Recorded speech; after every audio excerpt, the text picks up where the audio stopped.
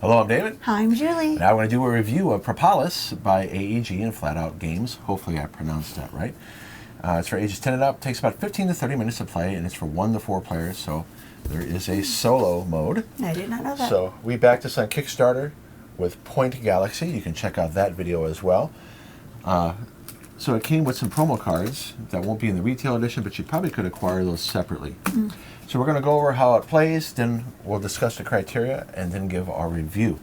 So this is a race to collect 10 structures. You can get one Palace Queen card here, but we start out with one structure here, and it's also a Palace card. But for us, it's just a structure card. So it's a resource management and worker placement game.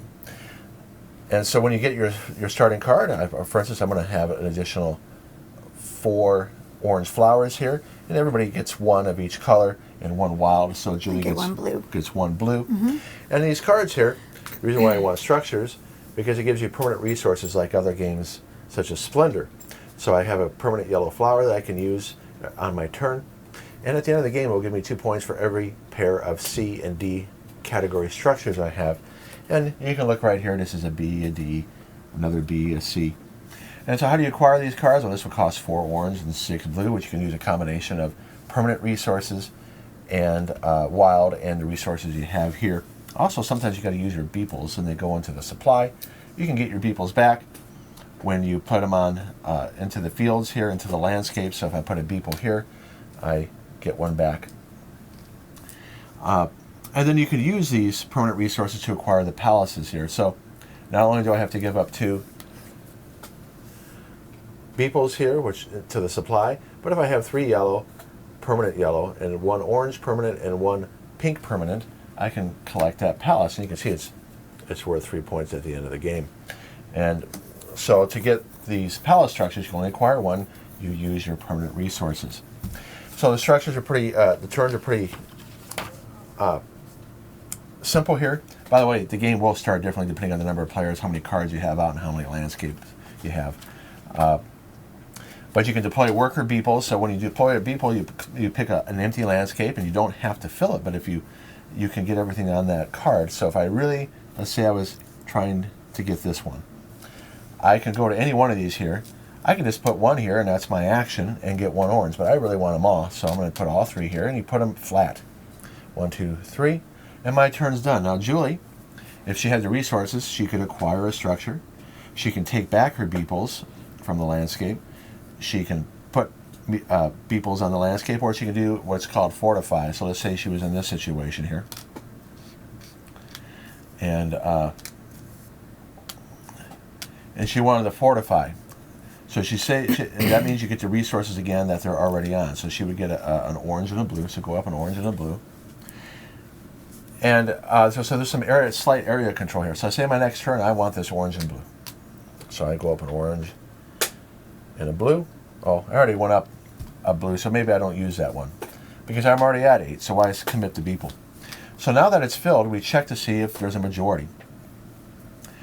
Each Beeple that's not fortified is worth 1. I have 1, 2, 3, 4. Julie has 2 fortified. Oh, by the way, I do get a wild because I filled in the last landscape in that row. So it encourages you to complete a row by filling in the last empty landscape, and you get a wild.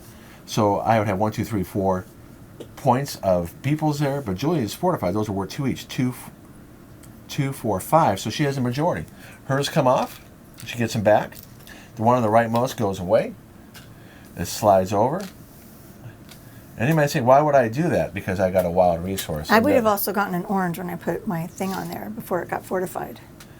Well, I understand. I'm just showing what happens. So that's how you get new landscape tiles, and there's a little bit of area majority here. And then when you buy things, let's say I did get this, I would have 2 blue and a yellow to use when I buy things in the future, and you just turn it over like that. Some spaces, for instance, if you put a Beeple on here, you move up 1 color and move down another, so it allows you to switch basically. And so you just keep on going until somebody wins 10 cards, and you count the victory points. You look for your combinations of, like for instance here, I need C and D structures, this is just worth 1 point. And you play an equal number of turns when somebody has 10 structures. It's not a race in that regard. Like, I beat you to it, and you lose your turn. I think the only race part is this right here. No, it's still a race to 10 structures because I might get 10 and you only have 8. Oh, yeah, Okay. you're right. Okay. But you get an equal number of turns. Yeah. So that's basically what you're doing. You're placing beeples to get resources. You're removing them. You're spending resources to get structures. And you can use permanent resources to get more structures or to get 1 palace. Actually, I think that turned over. Yeah. It's not supposed to be like that. And you can recall them. And you just play, and then you compare victory points. Pretty All easy. right. So Julie's going to talk about the categories, her categories first. Okay, I'm going to say the art first. I think the art's really cute. I love the drawings of the little houses and everything. They kind of make you feel like you're going to go to a palace or you're going to, live in this teeny little house. It's just real cute, little birdhouse. I love it.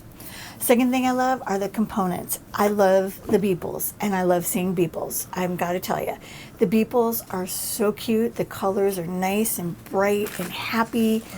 And the little, I don't know what you call them, little markers, they're even fun. They're nice and resource chunky. marker. Yeah. They're perfect. And the last thing I want to talk about is the playing time. Like David said, it can play very fast with 2 players. We can do this in about 20 minutes, and it's perfect. It's like one of those, what do you call them, babe? A filler game. Well, here's the thing, Filler though. game?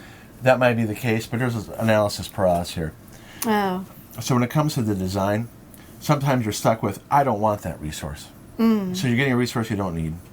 Or you're stuck with acquiring structures that don't fit your plan. True. And so then it just comes like, I guess I'll just get that anyway just to end the game or to get the game going. So Right. because there's a lack of resources when they're filled in, you can get analysis paralysis and sit there going, what am I going to go for? Oh, see, I'm thinking that when he's doing his turn, so I can make it go a little bit faster.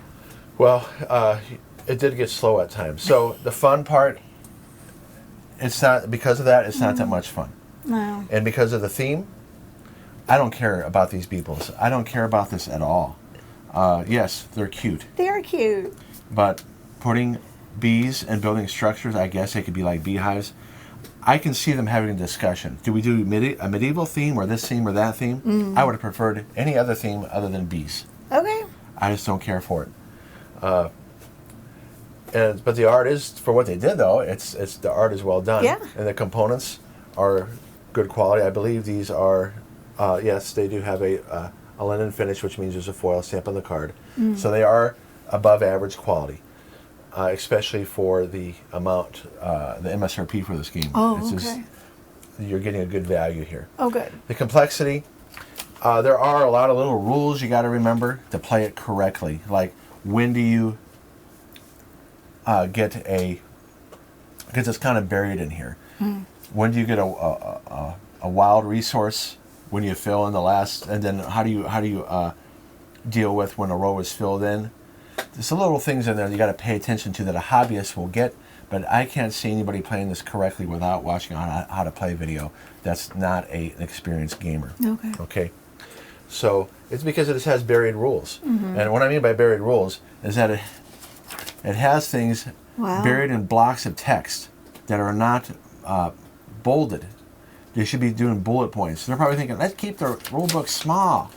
Well, it doesn't matter how small the rule book is if you're having a hard time finding things. So, yes, psychologically you think, oh, there's not a lot to read here. But it's frustrating when you need to reference stuff and when you're learning it.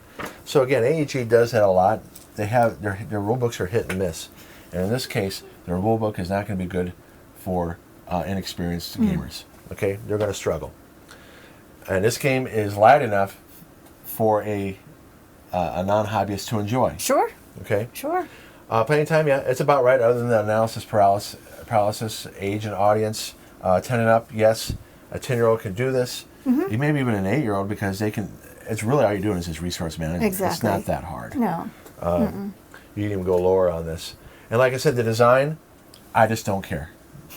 Okay, yes, you are doing a combination of resource management, worker placement, set collection. Cool, you put all these things in there. And I like all of those things. They needed a different theme. I would feel better about this with a different theme and if the resources weren't so tight. Okay, because I shouldn't be sitting there going, wow, I really want to do that, but I can't. And that happens too often. Oh, I only have this to work with. I guess I'm doing this. Yeah. Okay, and you said the same thing Yep. at times. So educational merit, yes, you can do enrichment with bees, but that's very little. Very little. There's some math here you can tie it into. Other than that, just we try to make these as quick as possible. What would you rate it? I would rate it a 5. Yeah, I'm a 5 as well. Take it or leave it. Yeah, it would probably be different. I would rate it higher with a different theme, and if the resources weren't so tight. Yep. They fixed that and did a different theme. I can see this being a 7 or 8 for this because there's some good ideas here. Yeah. I like the resource management, the set collection, and the other thing you said. Right. Worker placement. Worker We placement. like all those things. So this is probably going in the sell pile. That's where I'm All right. fine with that. All right. So thanks for watching. Thanks so much, you guys. We look forward to seeing you in the next video. All right. Bye-bye. Bye.